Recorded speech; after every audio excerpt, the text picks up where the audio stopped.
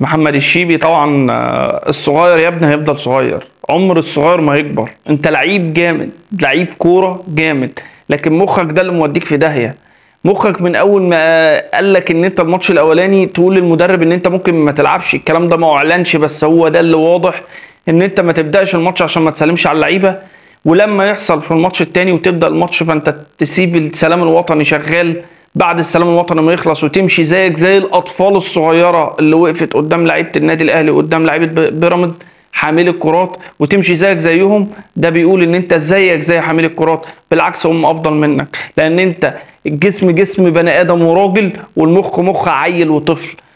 الكلام ده كله برضو بيتكرر معاك تاني في دخولك العنيف جدا جدا على كريم فؤاد. الكرة اللي انت ما خدتش فيها انذار ولا خدت فيها اي حاجه في كرة حسين الشحات، وحتى بعد ما انت اتطردت، فهو طرد طبيعي، انت داخل تخلص على حسين الشحات.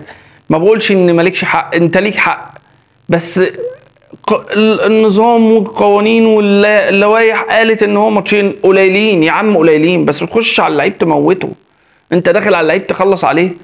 كمان انت ما قدرتش حته ان لما كنت انت هتقع واكرم توفيق وانتوا الاثنين طلعتوا بره الملعب، اكرم توفيق حب على راسك. يعني قدر دي ان لعيبه الاهلي بتحاول تحتويك، انت اللي مش قادر تحتوي نفسك.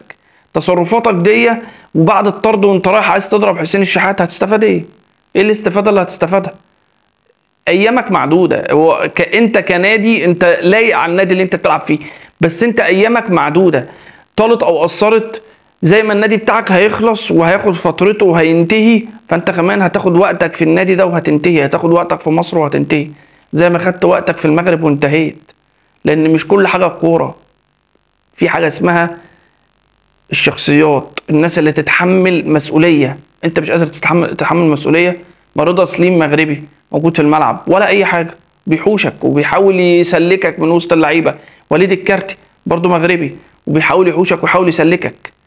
ليه؟ انت هتعمل مشكله لنفسك وهتصدر مشكله ليك ولبلدك ولفرقتك، ملهاش لازمه. الصغير هيفضل صغير يا ابني. سلام.